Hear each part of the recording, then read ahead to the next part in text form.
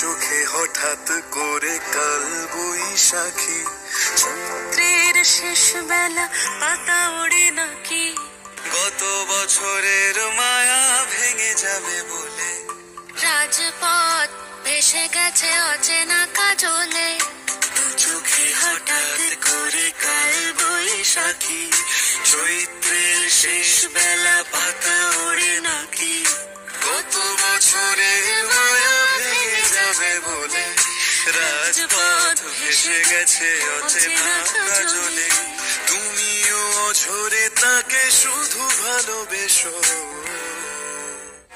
এসো হে